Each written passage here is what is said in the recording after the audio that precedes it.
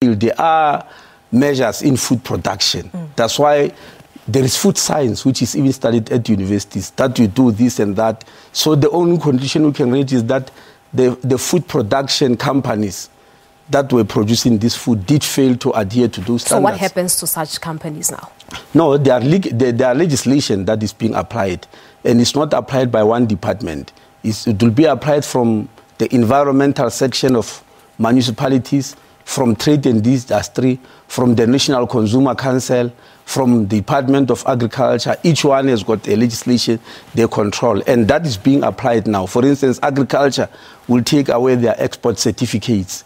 The National Consumer Commission will tell them that you can't produce until you have met this and that standards. So it means they'll have to close up for some time and start cleaning up and start meeting those standards. But yes, I agree with you. It means they fail to adhere to those standards.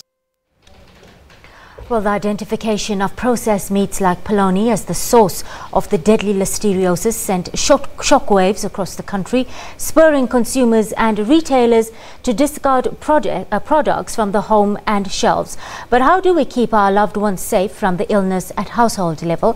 For more, we chat to international food safety expert, that's Food Safety Solutions Dr Lucia Anelich.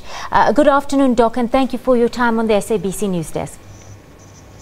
Good afternoon, and thank you for the invitation. Doc, South Africans really in a panic today. Tell us what steps we should take to deal with any possible contamination in our homes. Well, the first thing to do is actually not to panic. The products that have been identified and have been recalled by both the manufacturers and the retailers should be followed very strictly by the consumers. And for vulnerable consumers, typically the pregnant women, the elderly over the age of 65, and anybody with a weakened immune system, like HIV positive individuals, people who are diabetic, people with autoimmune diseases, people undergoing cancer treatment. Those are the vulnerable groups that should avoid any products that have been listed that one cannot cook before consumption.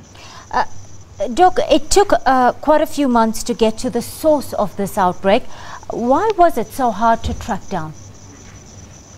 Well, Listeria is actually quite a crafty organism. It can hide away in a factory environment where there are various niches. We refer to niches.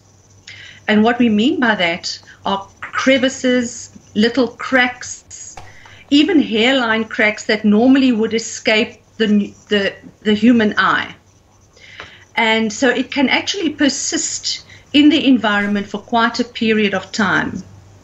And so from an industry perspective, where it comes to an environmental monitoring program, it is very important to do the swabbing in the right places so that you can actually see whether your cleaning and disinfection program was in fact effective.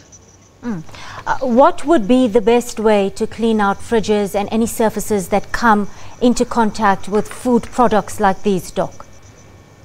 The best is to firstly wash those surfaces with very hot water and a soapy detergent of some sort, and then also disinfect them with diluted bleach. Normal household bleach is absolutely perfect for killing Listeria on surfaces like your refrigeration racks and the inside surfaces of the refrigerator.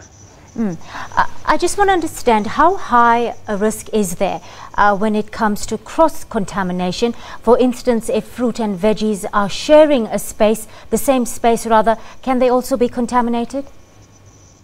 Yes, they can, if there isn't a proper storage system in one's refrigerator at home. So what we normally say is that any raw products, or especially meats, that are going to be cooked before consumption, they should always be at the bottom of the refrigerator. so that your ready-to-eat foods are at the top of the refrigerator.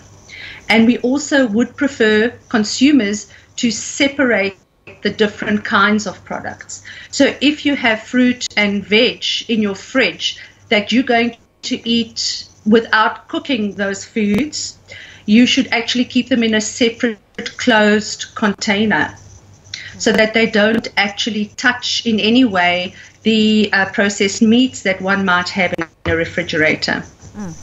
Doctor, we are running out of time, so very quickly, we understand that symptoms of listeriosis only start manifesting or showing up a month or two after ingestion. What should we be looking out for, especially in younger children?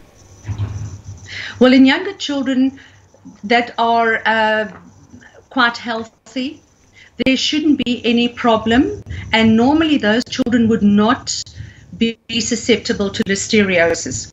It is the neonates, the ones less than 28 days, where there's a danger, and of course the other vulnerable sectors that I've mentioned. Thank you, Dr. Anelich, for sharing your insights with us on the SABC News Desk, joining us via Skype there. Peter has more for you after this.